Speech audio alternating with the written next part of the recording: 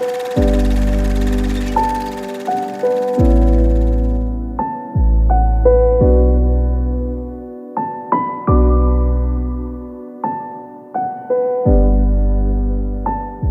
once again to Cinemaholics, where we discuss the biggest, the best films coming to theaters and streaming online. Wait, I said films, but something a little different here.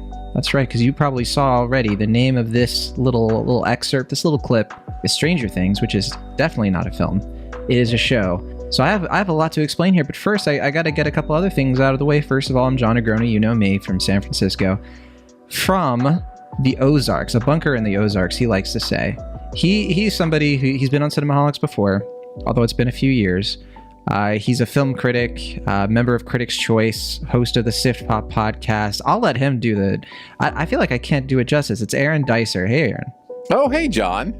How are you doing? I'm fine, but I'm struggling a little bit to sort of sum up who you are. It's kind of difficult, you know. There's so much. Where do I begin?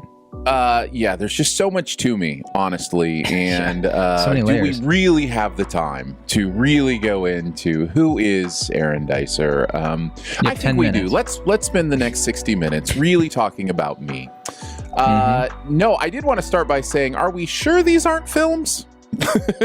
Well, I was going to get to that, right? Because, you know, we could just say it out loud. I mean, the last episode of Stranger Things Stranger Things 4 Volume 2, Episode 9, I can't do this, 2.5 hours long. 2.5. Yeah. 2 hours, 20 minutes. A long movie. What are we doing? Not just a movie. Yeah, I do remember. I remember hearing that they all were going to be pretty long, because the entirety of season 4 it's built on a lot of long episodes. And I was just like, I don't know that I want to do that. And then I just got to thinking, it's just numbers. Like, would it have been different if it had been 4, or 6, 30-minute episodes, or, you know what I mean? Like, I would have binged them. Probably would have binged the whole thing. It's just all about the structure. I mean, what's the best format for keeping you invested, keeping your eyeballs on the screen? Yeah. So I eventually got over it and was just like, well, yeah, I'm going to watch it anyway. So yeah, absolutely. No. Excited to talk about it. I don't want to gloss over, though. You do the Sift Pop podcast, world famous, award-winning podcast. And I like to tell people too, because we don't cover everything on Cinemaholics. We try, right? Sure. And a lot of times I have to direct people over to you because you guys are more likely to do spoils. Little Sift spoils than we are. So the way we do it over at Sift Pop, I think I know my own podcast. Yeah. The way we do it over there is we have evolved over 10 years. We just celebrated our 10th anniversary podcasting. That's unbelievable. Wow. And so a decade of podcasting. Congratulations. And it's evolved into a 2-movie-a-week podcast. It was much more pop culture. It was much broader pop culture to begin with. We still do TV occasionally. But eventually we made the decision to really focus on film. I kind of made the decision in my pop culture career to focus on film as well. And eventually decided, hey, let's just pick 2 movies every week and really go for it. There are a lot of podcasts that do a weekly movie review. Let's be the podcast that does 2 of them. And then what we'll do is we keep it completely spoiler free in the main episode. But if we want to talk spoilers, we'll record a separate spoiler episode for whatever content we wanted to record spoilers for. So that's kind of what we do over there, and we try to cover as much as we can. Sometimes that means we're talking about movies that, other people aren't talking about, and it also sometimes means we're talking about movies people don't care if we talk about, but that's just kind of how it goes. So, Yeah, I mean, I appreciate your show, and I appreciate you as a person, and, Well, thanks, man. You have a radio background too, right? So it's like... I do. Lots of people have podcasts, and I mean, it's it's a fun thing to do. It's a fun project, but I always feel like you got that broadcasting experience, that a little bit of extra oomph to it, and it's always cool to see that it still lives on, right? And do you still work in radio to any extent at this point? No, the closest thing we do to radio, we have a weekly. My radio co-host and I still have a weekly live show that we do every Monday morning. Oh, really? Okay. And so we have people join us live, and we each pick a topic, and then we take topics and questions at the end. And it's a lot of fun. We have a lot of Yeah. fun with it, but that's the closest we get to actually doing like old school morning radio. Yeah, I was a morning radio DJ for a while. You mentioned there are pros to that. There are certainly cons to that as well. You know, like you learn a lot of performative lessons that are different in radio than they are in podcasting. So, you know, you'll hear my voice do some radio things Oh, yeah. that that don't The sound disc jockey comes out. right. Yeah. And it's kind of annoying because it is authentic. It's authentically me, but it can sound inauthentic because it's kind of that, you know, radio thing. So I do a lot to try to dial back, you know, that, hey, everybody, it's 6 o'clock in the morning. On the 1-2. Yeah, exactly. So Mhm. because podcasts are a really nice, intimate, you know, source of audio. It's just, you know, put your earbuds in, hang out with a friend, talk about movies, and It's casual. So keep it a little more casual, a little less structured. Yeah, I mean, I know we're supposed to talk about Stranger Things. We're not just supposed to chit chat, right? This is not the kitchen table, but I'm going to treat it as such. I don't know, because I've been thinking about this today, actually, Aaron. I'm not going to lie to you. I was thinking about like where podcasting is going, and you know, if it's going in the right direction, a good direction, an okay direction, and because I feel like it's so saturated right now, and I have a hard time really like, I don't know, maybe like narrowing in on you, like listening to the same podcast I used to a few years ago. Like I used to only listen to podcasts, like for everything. I had my Overcast app, and it's like I had all my podcasts, but now I barely use the app. I'm on YouTube all the time. What do you think? I mean, content is always going to evolve and change, and I think it is the biggest change that podcasting made that will continue no matter where the location is, and even no matter if the content is audio, video, or both, is the fact that it changed. It was a dawning of the change of access, right? It was a dawning of the change of who had the keys to the kingdom, and the answer now is everybody. And that was always going to change. Technology was always going to change that. But podcasting was really kind of our podcasting and YouTube a little bit, you know, on the video side of things. But it was always going to be, oh, now everybody has the tools. And podcasting was something, especially when it started, you didn't even have to have good tools. You didn't even have to have a good microphone. Like it was just people were craving hanging out with people while they were off for a run. Because that's the thing. Audio content will always live. Audio content will always live somewhere because there's always been a time when you need your eyes for something else, but you want to be listening to something with your ears. Now that can be music as well. But for a lot of people, audio content is also stories and conversations, and that's always going to be something. I don't care where it is. You know, I ask myself a lot of introspective questions about what I want to do with it. Like, why do I produce content? And the answer for me has always been because I have things I want to say, and I want to say them with people and have conversations. Like that feels nice. It does. So, and what I found is when I would have conversations with people about stuff, that occasionally people would be like, I like listening to your conversations with people about stuff. And I'm like, cool, let's do it. Yeah. So that's been my quote unquote career, and how it has gone has just been kind of an exploration of that idea. And that's always going, you know, will 5 years from now, 10 years from now, it all be more of a Twitch kind of setup where it's live streaming and that kind of thing? I don't know. I just know I'm always going to want to have conversations, and whatever the platform is doesn't really bother me too much. Yeah, I need an excuse to chat with some of my best friends every week. I mean, that's right. That's like the main thing I use. I mean, I love producing stuff and putting stuff out there, but I mean, the main thing that keeps me motivated and keeps me doing it every week is that I genuinely enjoy talking to my co-host Will every single week about movies. We have a lot of fun doing that. It's not just like obligation.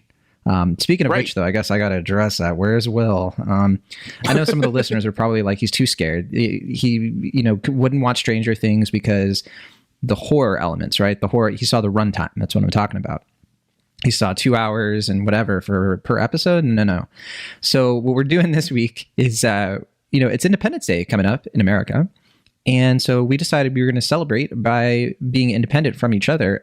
He's off recording our Minions episode, Minions: The Rise of Gru, with like 4 people. And I was like, well, you guys have fun. I'm not watching Minions. I skipped my screening for it because I was like, I don't care about the Minions. I have nothing to add. I know you just did a whole sip pop for it, and I'm proud, that you guys can just do that and have fun and make a go of it, and it's killing the box office. Like, it's making Lightyear look silly. Yeah, it's kind of hilarious. But yeah, no, he's going to be doing that whole thing separate, and then it's just me and the Dice Man talking Stranger Things. I mean, what else? What else you want?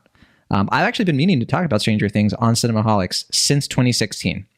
Since we started the show, because we were like, oh, we should do a thing about the first season, because we started the show in 2017. It's like, we should do that, and then we'll talk about season 2, blah, blah, blah. I could never make it happen because I could never get Will to watch it. And I always told myself I'd get a guest or something, but, lazy. One thing leads to another, and pandemics happen, and yeah, I totally get it. The seasons take several hours or several years in between. Do you hear something, Aaron? I do. I'm starting to see like particles in my studio. I think this is snowing a in here? Sign that we don't have a lot of time. Did I forget to use my dandruff shampoo? What is happening in here? I think we genuinely, if we don't talk about Stranger Things 4 soon, yeah, that was a portal will open. Yeah, exactly. So sorry, I had to do that. Stranger Things. Okay, we have a new season. I kind of mentioned this already. First season of Stranger Things came out in 2016. We got season 2. We got season 3. Season 3 was what, 2019, right? It was a while ago. It has been a hot minute. Yeah. Yeah. Big gap of time, and a little bit of a time jump for the characters, right? Because the kid actors are all grown up. Let's start talking about Stranger Things. My first question for you, Aaron. I'm really curious, like, what you think. Why do you think this show is popular? Like, what is it about this show you think that just makes people go like obsessed with it? Like, it's a big cultural moment every time a new season comes out. I'm going to say that it is similar to the impact that Top Gun Maverick is having at the box office right now. Please explain. There's something about 80s style storytelling that is modernized with, a few things that modern filmmaking and storytelling has kind of left by the wayside a little bit. And there's a simplicity to heroes and villains. There's a simplicity to, what the story is doing. There's a real nostalgia element to the idea of kids on bikes and Spielberg-esque things and Stephen King-esque things. And I just think, so when that first season hit, I think primarily for me, it was just like, this is just a fun story. Like, this is just fun to see these kids in this kind of environment doing this stuff. And it works. And the Dungeons and Dragons foundation of it works. Like, all of it just works. So I think because of that, it built a lot of goodwill for its fans. And, and we're just in. We're just in. We'll see how the story goes and where it ends. Because honestly, for me, season 2 wasn't all that great. Season 3 was fine. Was a little bit better. Really wasn't until this season where I really came back and going, okay, we're back. Like, the momentum, I feel it again. Like, I'm excited again. So, and maybe part of that is the time off. I don't know, but it always surprises me when when I was watching season 4, I was like, things kept getting brought up that happened in 2 and 3, and I was like, it really is amazing how less I care about what happened in seasons 2 and 3. How much I forgot. Right. Yeah, like, genuinely, totally. like, they bring things up and they're like, yeah, the demo dogs. And I was like, oh yeah. I guess that was a thing. Yeah. But when something gets brought up that's season 1, I'm just like, oh my gosh, the Eggos, like the waffles, Yeah. They kind of lost that a little bit, and I really, now that we have season 4, we are going to get a season 5. That's not a spoiler or anything. And we're not going to spoil anything for now. We might cover kind of our general take on how we've taken this new season and everything, but we won't spoil anything until we'll tell you when that happens. But Duffer Brothers, these guys have been working for a while. They're short film filmmakers at first. They did a film for Warner Brothers start of the decade. They wanted to do movies. They worked on Wayward Pines and all, but they wanted Stranger Things. I think the original incarnation was more of a film, so kind of going back to the opening of this whole Cinemaholics thing.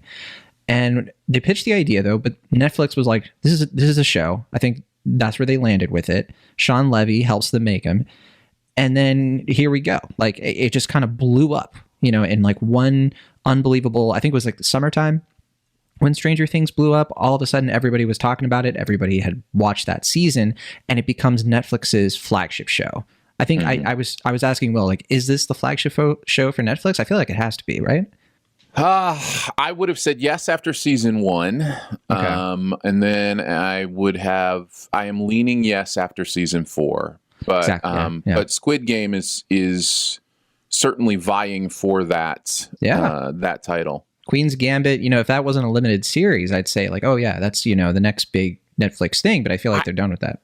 I feel like Queen's Gambit is the perfect example of how ephemeral content can be, because that was the hottest thing like in the history of television for about a month, and now people barely remember it. People barely remember it? I remember. I feel like I'm one of those weirdos. When's the last time you had a Queen's Gambit conversation? I mean, honestly. I can say that about so many things, though. I feel like my life is like not a good. Like you mentioned Queen's Gambit, and I was like, oh yeah, that happened. Yeah. Oh wow. Well, I feel like that's how I was with Stranger Things. To your point, like I was just like, yeah, that was a show. Like I felt like it was over. I felt like, oh, they're not going to do another season after 3 because like at this point it's been years. Like, but it came back, and I was going to ask you this next. This season has a very weird structure in terms of how they released it. And I find it fascinating. I actually wonder like if this experiment might have paid off for them and if it might lead to them doing it again. But here's what they did. They released the first 7 episodes. And like we already mentioned, a lot of those episodes were feature length. I think maybe a couple were like an hour. A bunch of them were like an hour and a half. And these episodes all dropped like per the normal Netflix thing. And then they said, this is volume 1. And they gave us a month. They're like, you have a month to watch like 7 movies. And then everyone was like, we did it in a weekend. And then they were like, volume 2 coming July 1st, right in time for Independence Day weekend, blah, blah, blah. And then we get 2 more episodes. So it's like not the weekly format that people are like, that's how you keep pop culture conversations going. Because like that's what Disney Plus has been experiencing success with in terms of Mandalorian, right? With Obi-Wan and their Marvel shows. They're like, okay, if you do it week to week, you don't just have everything blasted over a weekend and then nobody talks about it and then you don't get new subscribers. Netflix is trying this thing where it's like we drop a ton of it, but then you got to wait for the finale. What do you think about this? I think the binge model was always a mistake, and I think I've pretty much always said so. It certainly changed the game and it caught people's attention. But it just sacrifices so much real estate to drop something all at once. And no one really does it anymore, like as much like Netflix does. But yeah, Netflix is the only one hanging on to it, and I do think this was them starting to admit that maybe weekly content is the way to go. I don't know that they'll ever go weekly with this kind of stuff. They're really stubborn about a lot of this, and certainly I'm sure they have algorithms that tell them that the choices they're making are good choices. But I think they have been getting their cultural conversation lunch handed to them by Disney Plus and HBO Max, and it has been super annoying. And so I think they wanted to try something new, and I think it worked because there is the ability now to have a prolonged conversation between the first batch and this kind of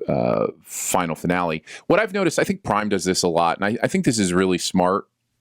They'll drop the first 3 episodes and then go weekly. I think that's really smart. I think that's kind of the best of both worlds from a marketing standpoint. Disney did that with, I think, Obi-Wan, right? They did the first 2. I know they did with WandaVision. I think they released either 2 or 3. Miss Marvel, they didn't. This Marvel, they just did 1. Yeah, it is interesting how you never know. It's like, but I think that they do understand the binge model works in one effect of like, you got to get them hooked. You can't expect them to keep coming back week after week. And I think that's why Netflix has the success they have. And I think like to what you're saying about Prime, like that's how I get hooked into The Boys, like that show. I'm still watching that show week to week. I'm still invested because I watched, I think like the first 3 episodes, like you said. And I was like, well, I'm in it now. Herogasm. Yeah, exactly. Yeah, so I think they're starting to figure it out, and too little, too late. I don't know. We'll see. It's like a half measure. It's like an interesting compromise. It's a have your cake and eat it too for them. And in this case, I think that it's actually a win-win because it's a win for them because it extends the shelf life of like a pop culture moment for them. They've had a lot of virality with like the Kate Bush song with Volume 1, with a lot of like speculation and theorizing in the lead up to this finale. You've had the built up anticipation, but then you also have that same binge format where it's like you don't have to wait a week and be like, Westworld, when are you coming back? It's going to be more just here it is. Here's 4 hours of content for you. And I think it's actually kind of a nice solution. I do wonder if they're going to do it again. I mean, I feel like they can't do it for everything because like if it's a new property or a new IP, people aren't going to care. They're going to be like, just give me the whole thing. But maybe they do this for other big Netflix things. I'm going to go out on a limb. I'm going to say right here, right now, I think they will go season 5 Stranger Things will be their first big weekly show. I think they will. I think they will use the final season of Stranger Things to own conversation for a couple months. I just don't know how bring this back. I just don't know how they turn that down. Maybe they might do a chunk. Maybe they'll do like a movie. Maybe they'll do like a 2.5 hour, season 5 opening, and then they'll do like weekly hour and a half long episodes. That's what I thought Volume 2 was going to be. I figured it was just going to be one movie because like, well, that's what you're doing anyway. So right, yeah.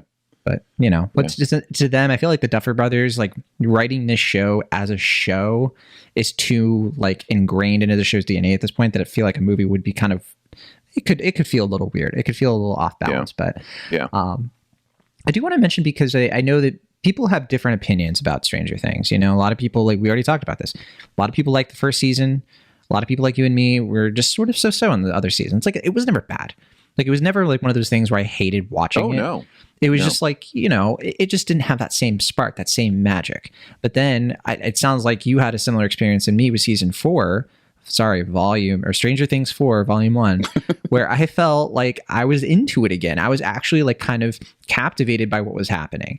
But a lot of people have been criticizing it, saying it's like too many characters. I've been saying that. Too many characters, too many plot points. Everything's all over the place. I can't keep up. Episodes are long. It just feels like even though this is a new sort of like, this is an original kind of thing. It's kind of cool that we got to see it birthed, in real time in the streaming area. It's one of those few successes. But the criticism is coming out. So where do you land on the criticism? I love it. I love season 4. I don't think the cast is too big. Okay. There's a lot of people, but like I know who my primary people are, and I don't feel like there's too many primary people. I do sense a little bit of the Ice Age effect, right? Where like new characters get added in each additional movie, and then all of a sudden you have 16 different Ice Age era animals or not era animals to keep track of in the 5th Ice Age movie or whatever. Like I get that there's a little bit of that happening, but I'm not confused by it. I'm never going, wait, who's that again? Where do they come from? Who do they relate to? Like, so there's no confusion that I'm experiencing, and I kind of like them all. There's nobody that I'm like, can we please just get them off the screen? There's nobody. Okay, that is an extreme. So let me think. I mean, to be honest, I actually am trying to think of one right now for myself, and there's nobody that I hate, but there are certainly ones I like more than others. So I have things to say about Will, but Will is one of the 4 boys. Like, I mean, he's an OG, right? Like, even though he was an OG, but kind of not in the first season a lot. So he was a plot device in the first season, arguably the second season too, and then he's kind of sidelined in the 3rd, sidelined again in the 4th.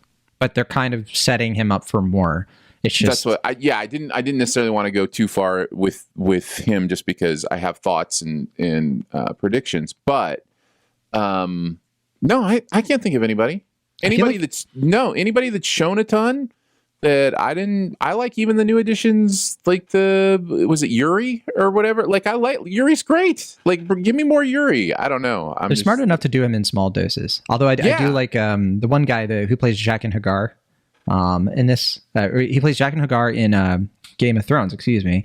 And this he's kind of like the guard, but and not Enzo, right? That's his code name. I don't remember. I don't remember either. But I'm not sure who you're talking about. He's the Russian guard who helps them and is like with Yuri and everything. Oh yeah. Yeah. I like him. I like him in this. cannot tell you what his name is, so I apologize. Sure. But anyway, so in terms of like the main cast, though, like everybody gets like a little bit of an arc, right? And I think this is the complaint I've seen, is that people are like, everybody gets an arc. It's all written well. It's competent. It's the Duffer Brothers know what they're doing. They care about these characters. But a lot of people are saying, well, you know, volume 2 included, it's just feeling like everybody's arc is so plain compared to Eleven's. Eleven's obviously the main character. She's the most important character. She's the character most people's favorite, probably. But then, you know, other arcs are kind of like with Jonathan Byers. You could make the case of like, he doesn't need to be here, right? Like, what does he add? He's just kind of along for the ride. It feels like obligatory. But you converse that with Steve. Steve is still like, you know, he's another fan favorite because it feels like he adds something to every scene he's in. So what do you think about that? Because then I could say the same thing about Robin. I love Maya Hawke, but like her little arc, it's like, okay. Yeah, but I love Robin. I love Robin too, but I just feel great. Like, what is she doing? Don't you take my Robin away from me? I want Robin to be rocking, but Robin rocks. Don't take rockin' Robin. Yeah, I think you have a good point with the Charlie character. I don't know where they're going with that Charlie character. Heaton?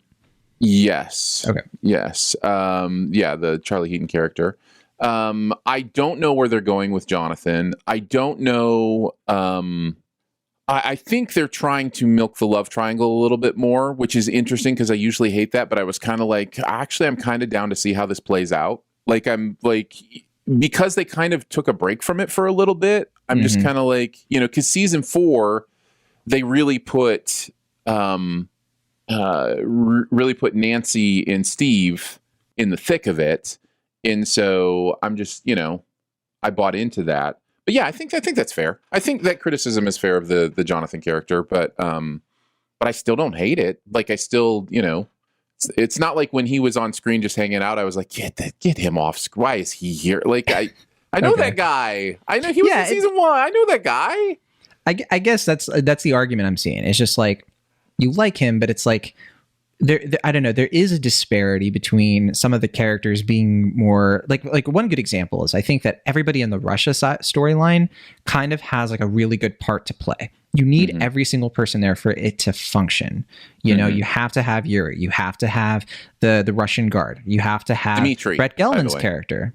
Oh, Dimitri, thank you. Yeah. You have to have Brett Gelman's character. You know, you have to have Joyce. And you have to have Hopper. So it just feels like it's a very cohesive unit, and it's fun. And watching those characters bounce off each other is great. But then by contrast, you have Mike and Will, and this weird subplot where Will is kind of like clearly it's coded like he hasn't come out, and it looks like he's trying to like weigh that, and he has like a romantic love for, you know, an unrequited love for Mike, and there's that whole storyline. They don't do a ton with it in volume 1. They kind of do more stuff with it in volume 2 a little bit, and then you have his brother is also there, and you also have the comedic relief in Argyle. And to me, it's like that's not as cohesive as a unit. Like it just feels like everybody's kind of like there, if that makes sense. It does, but going back to the 80s style movie making, you know, those group journeys were, you know, the idea that every single character has to have backstory and character arc and something that's influencing them in every single scene. It's kind of a more modern completist view. You know, there are certainly great movies that we love that have characters that were just there for comic relief, or, you know, characters that were just there to hang out and we liked them. You know what I mean? Like it wasn't that we had to know everything about every character.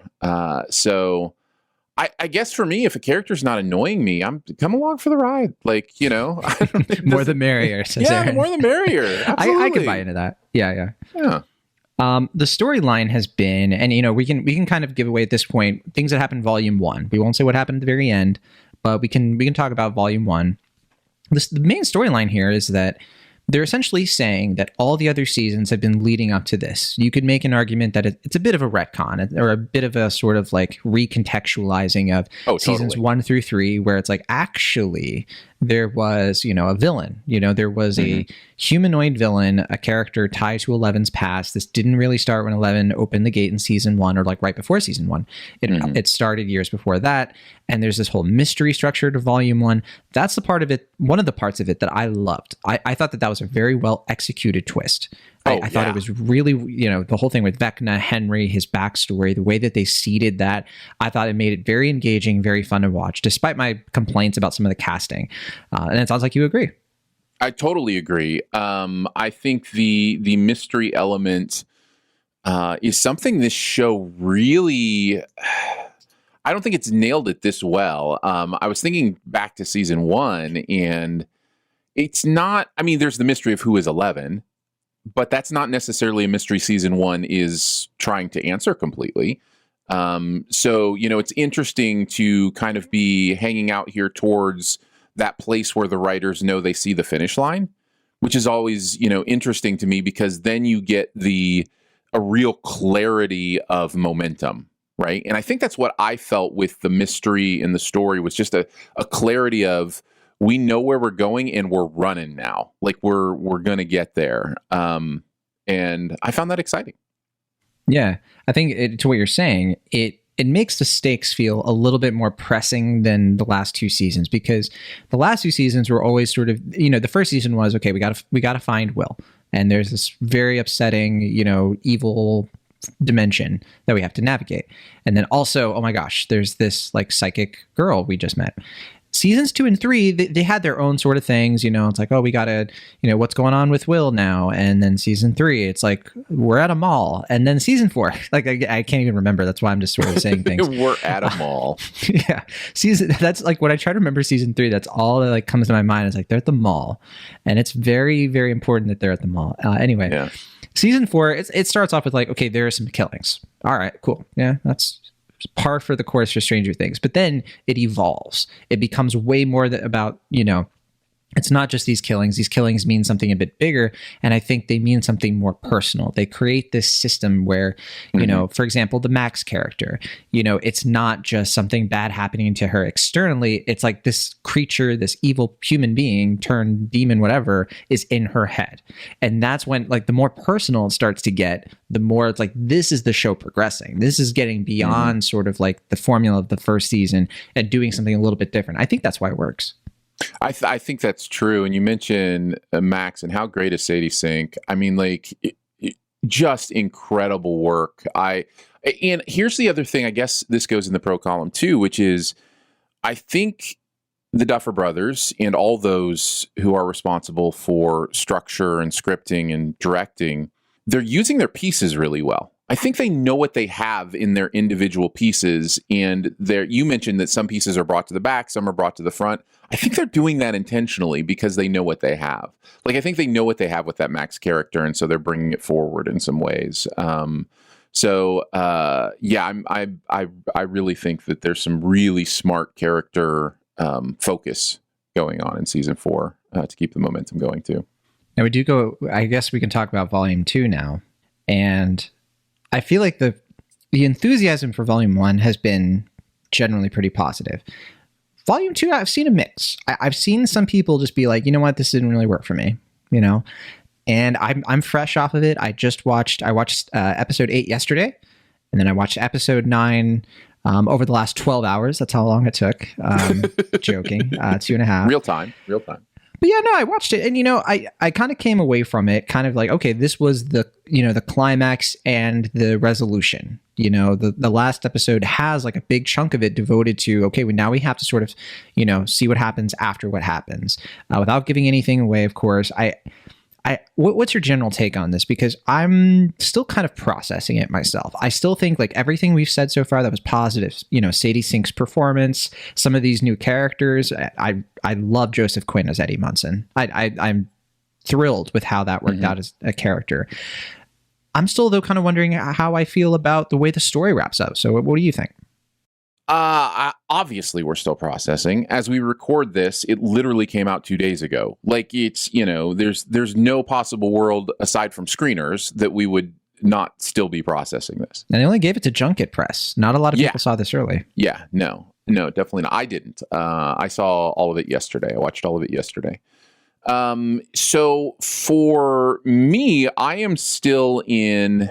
Okay, so if one thing you'll learn about me, if you hear me review many things, I am a movie optimist. I go into every movie wanting to love it, hoping to love it, even cheating a little bit to love it.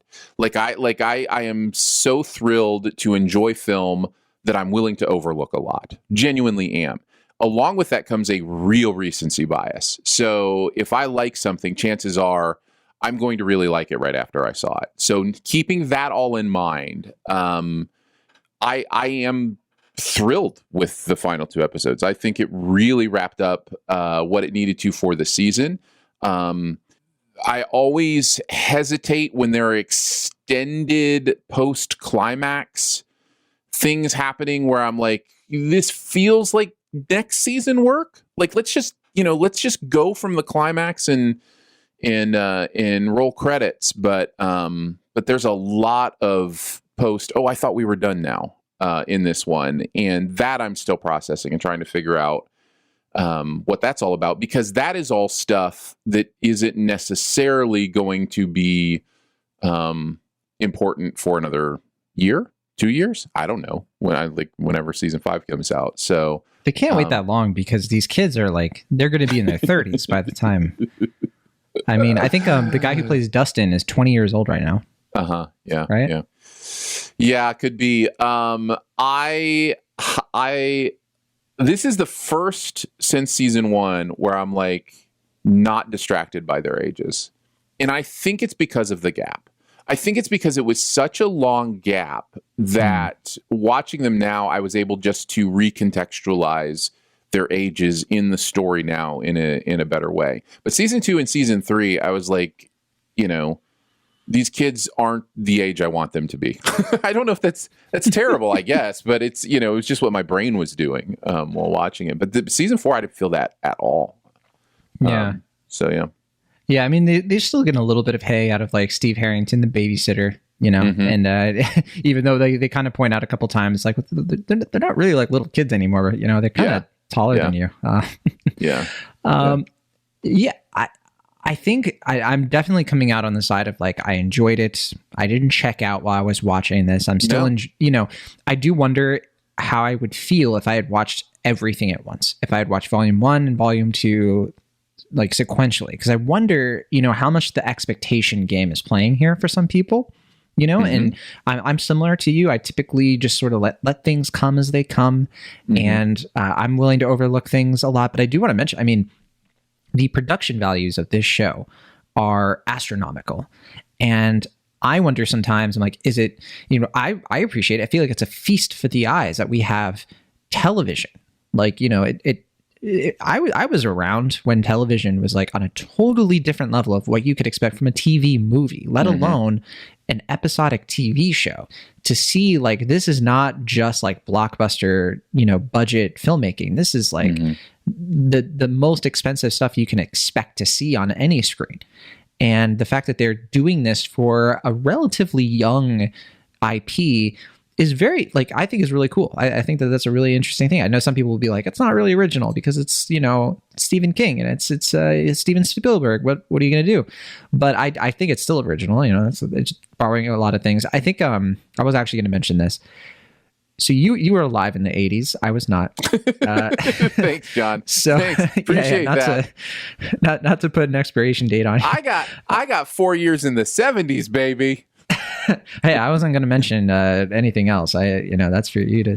But no, to me, my nostalgia for the 80s is different from yours. I experienced my nostalgia for it through the movies and the TV shows I watched. Right. Growing up in the 90s, because the 80s have always been a more popular decade than the 90s.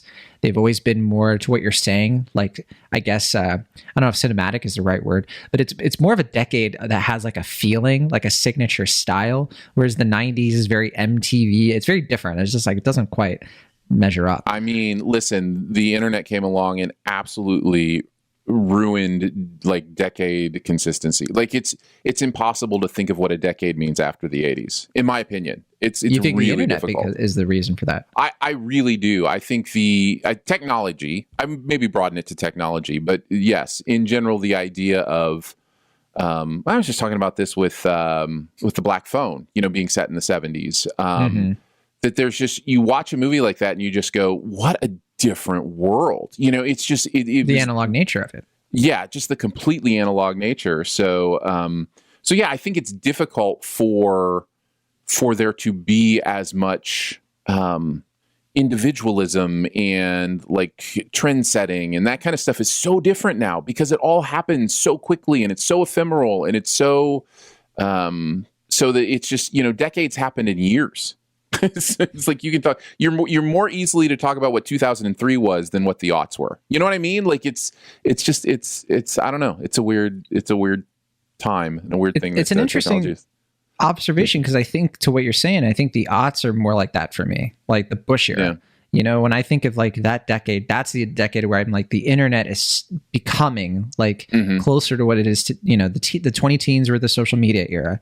And I think both of those decades, I would say, are much harder to sort of sum up, because like, how do you consensus any of that? Like any of the pop culture of that time, it's just so all over the place. It's so meta. It's so self-referential. And a lot of it is built off the back of the 80s and early 90s. Like if you want to, rope in things like Jurassic Park and all that other stuff.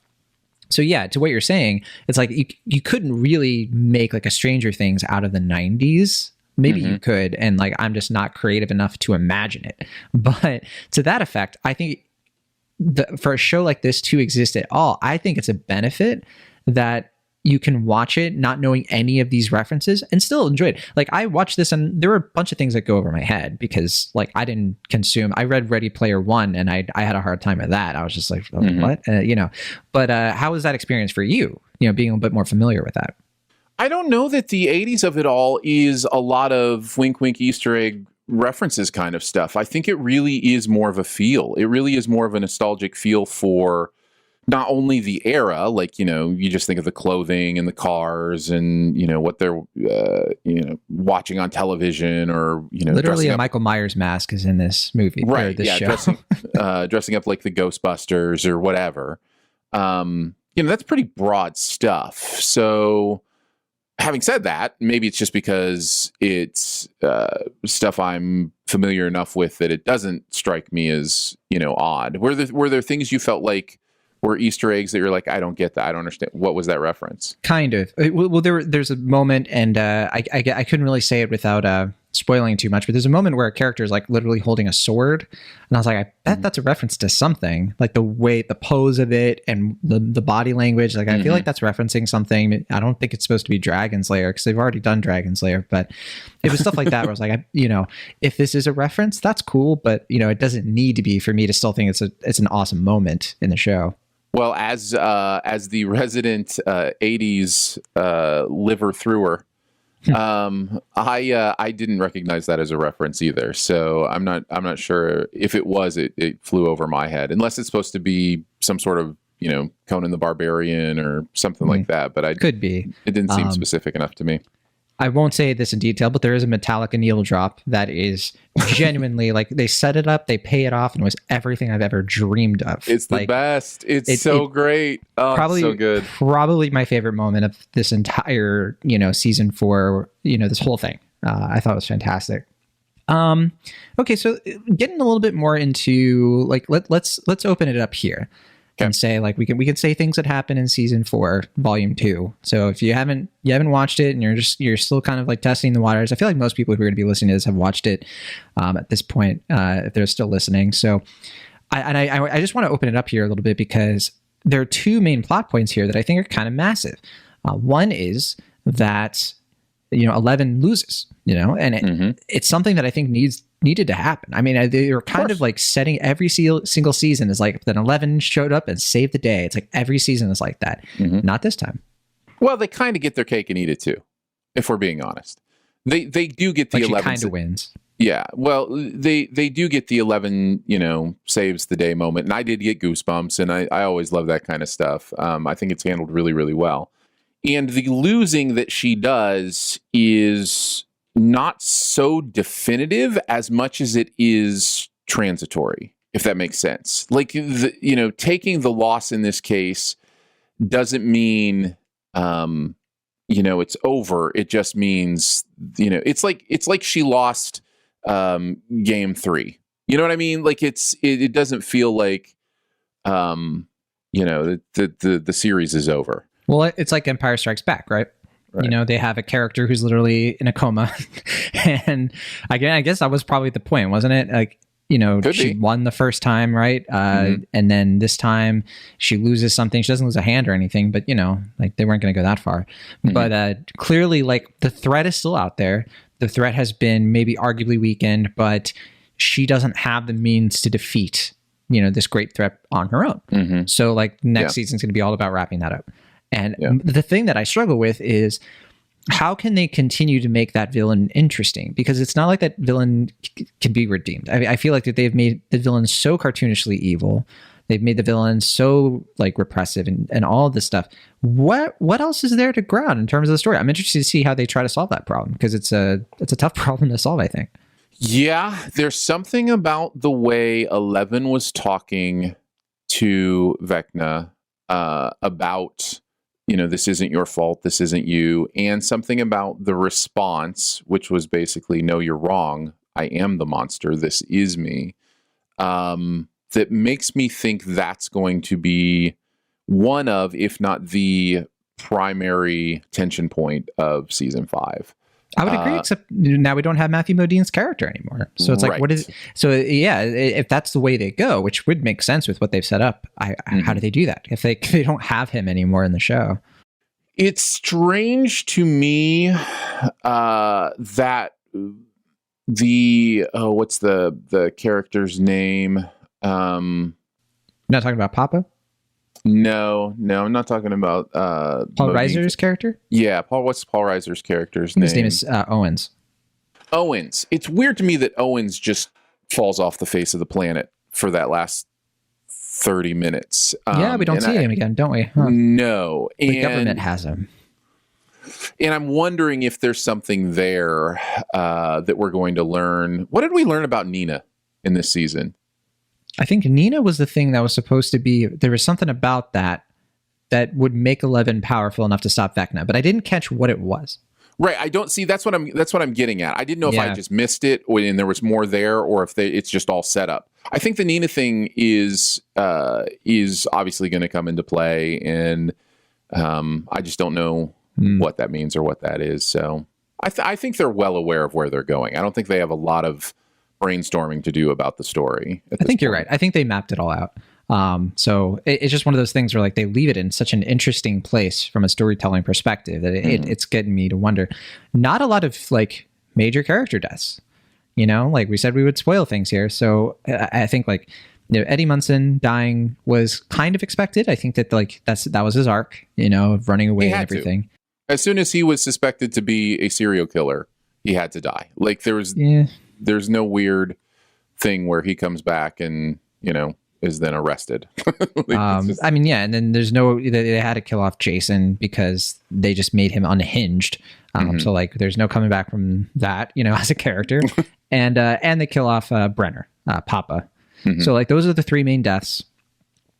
But now we're moving into a season where, they can kill anybody they want. I mean, and I do wonder, like, what's the happy ending for a show like this? It's like they kind of teased around with Max dying. And I think if they had done that, that would have been really brave. It would have been really sad, and I wouldn't have liked it, but I also would have respected it. I don't know. Do you think that this is one of those shows that needs something like that? Or do you think like, I'm trying to like wrap my head around like, what are the emotional stakes going to be of season 4 growing up, or season 5 growing up, getting out of the house, going to college?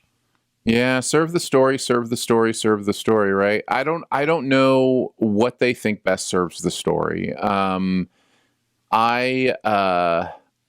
have a sneaking suspicion from all the setup that Will is either going to die or come very, very close to it. They wouldn't dare. He seems to be the one with a sacrifice chip left to play. Like that kind of storytelling thing where Mike tries to sacrifice, but at the last second, Noah has done something to, it's the Spock instead of Shatner. It's the, you know what I mean? Like there's that storytelling thing where, the person you don't expect actually sacrifices their life. So, I want my time skip where the show ends with, Will, living in New York City, dating this, amazing guy. And it's just going to be like, hey, Mike L, come on in, we're making, creme brulee or something. And I'm just like, if the show doesn't end that way, I don't know what's going to happen. I don't even know what we're doing anymore. I just don't know. I feel like you got to keep the core cast intact. I think that the whole show has been, they've been leading up to Steve being the like loving these kids so much and giving up, that cookie cutter life that he talks about with Nancy in this season and just giving that up. I could see it happening with Hopper again, even though they already did that whole thing with Hopper, I know. But if anyone has a big, like, I'm not long for this world on their forehead, I think it's Steve. And I love wrong. Steve. Right? Yeah, there is a lot of that, SS Live Forever stuff going on with Steve. Simpsons reference for all of those who didn't know. But yeah, it is one of those things where they are giving him a lot of, emotional, here's what I want, here's all this. So yeah, that he could be, last day on the job, Steve, could be the one sacrificing. I don't think I have anything else that I wanted to ask you about. I had one more hot take that for you to disagree with. Okay.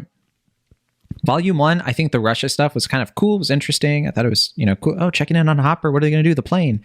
Volume 2, totally unnecessary.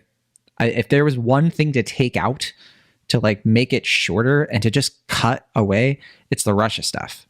Like, I don't think it was necessary at all. It's only necessary in terms that that's what they decided the story was. They decided the story was, 3 different groups, 3 different places, all coming together to, somehow save the day, have this moment. They got to do that. They got to do the Return of the Jedi thing in the last part. Yeah. I think. Yeah.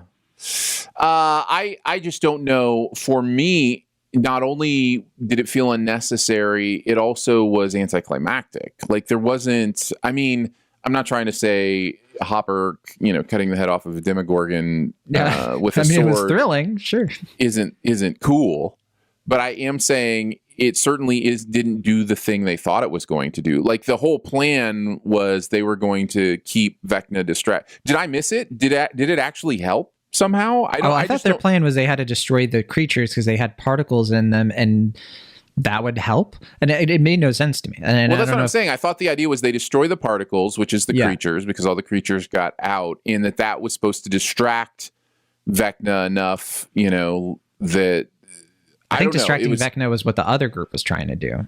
See, it makes no sense. And I think this is why I think cutting the Russia stuff is helpful, because like, how is the KGB, how is the entire Russian army not at that base, not at that prison, I should say? Like, they just kind of disappear. They don't come anywhere near it. Like, the Demogorgons ate them all.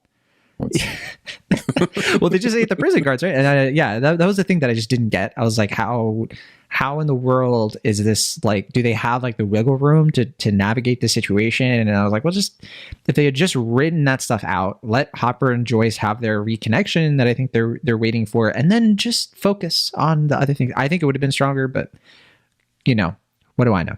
There was a lot made about the removal of the dad bod in season 4. It had to be done. Lots of people commenting on. If he had still had the dad bod after like months in a torture camp, that would have been nonsense. So correct. Had to happen. David Harbour, I think the lesson, the point of that is that David Harbour is extremely attractive no matter what weight class he's in. So that is the point. I love how after season 1 people were like, yeah, dad bods are sexy. It's like, I think maybe David Harbour is sexy. I don't know that it's specifically the dad bod, but sure, cool. Okay. Everything, to each their own.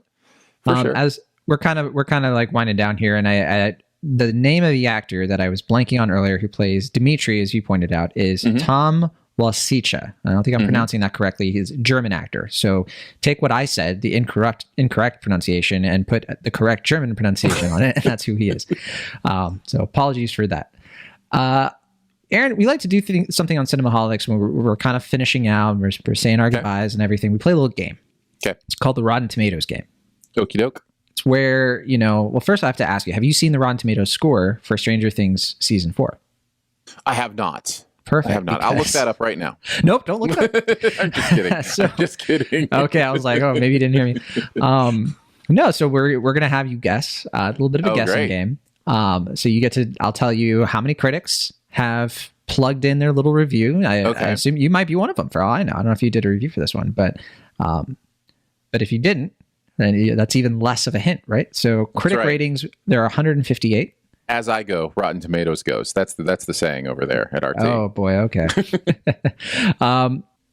So 158 reviews counted for season 4, and 150? I assume 158. Yeah. Okay. I assume that's like counting. I think that they're just consolidating volume 1 and 2. So, what do you think the tomato meter score is for season 4? And they're combining volume 1 and 2. I think so, because there's no entirety of season 4. Mm-hmm. Plenty of reviews in. I'm going to. How close do I have to get? Like, what's the goal here? Just to. I'll show you. I'll show you. Oh, okay. You can try to get it spot on, but then that might be a little bit extra stuff going on here. Okay. All right. Fair enough. I'm gonna go with 87. It is not 87. Okay. You are 2 points off. Oh, so, I love it. That is really well done. Well done. It's not an easy game. So, do you think that means it's 85 or 89? I think that means it's 89. Well done. 89% is correct. Yeah. Audience score. You thought we were done. 2,120 user ratings. You got to guess the audience score. Come on. How are you ever going to guess an audience score? Will gets it all the time. 2000. Wait, he gets the exact number all the time? He's gotten the exact number for all of these. We also do letterboxed average ratings, and he's really good at it because I've been training. That's amazing. Him. That's an amazing gift that I'm sure he's not Googling on his phone as you play. Right. Let's see. Okay, so the audience, over a couple thousand for the entirety of season 4. Man, fans are interesting. I'm going to, and I don't know. See, it would help if I knew our audience scores usually higher or lower than critics. I have no idea. I'm going to go with 91. Okay. Once again, 2 points off. Wow. Amazing.